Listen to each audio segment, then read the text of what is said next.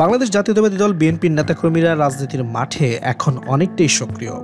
সামনে জাতীয় সংসদ নির্বাচন, ফলে এখনই দলকে আরও সুসংগঠিত করতে মাঠে নেমেছেন তারা। আগামী জাতীয় সংসদ নির্বাচনের রোডম্যাপ ঘোষণার পর জুন মাসে বিএনপির সপ্তম কাউন্সিল হতে পারে।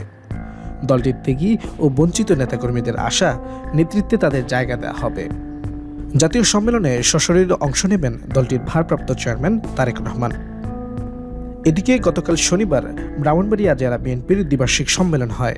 সম্মেলনে প্রধান অতিথি হিসেবে ভার্চুয়ালি যুক্ত ছিলেন তারেক রহমান।